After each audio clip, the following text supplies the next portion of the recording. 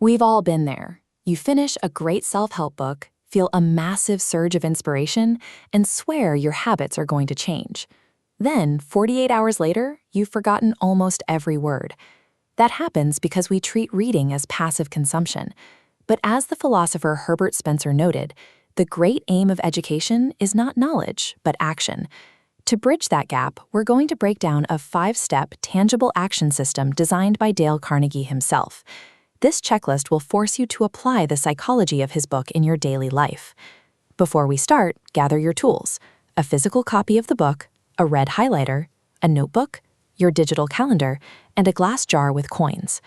These are the physical mechanisms that shift you from a passive consumer into an active practitioner. Step 1 is the active reading protocol. When you approach a chapter, your first pass should be rapid. Skim the pages quickly, just to grasp the bird's-eye view of the main concepts. Once you have the context, go back to the beginning with your pen in hand. When you find a suggestion you can actually use, aggressively highlight it. If it's a critical point, draw a star in the margin. Here is your success metric.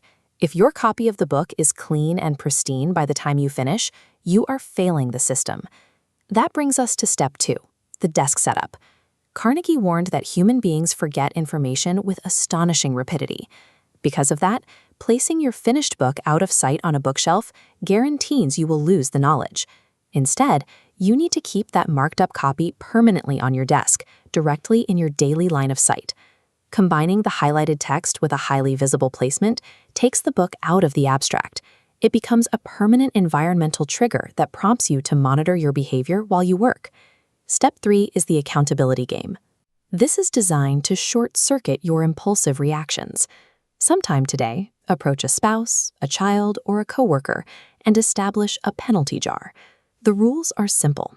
Every time they catch you violating one of the book's core principles, like criticizing a mistake or complaining about a setback, you have to immediately hand them a dime or a dollar.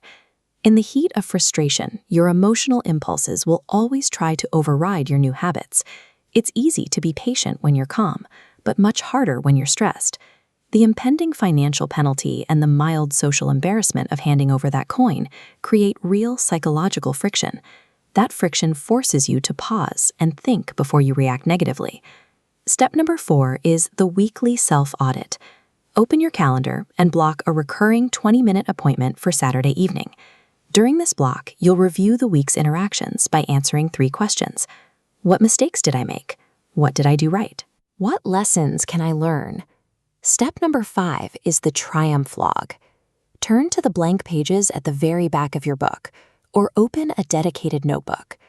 Use this space to record every time you successfully apply a principle in the real world. You must log specific data points for each entry.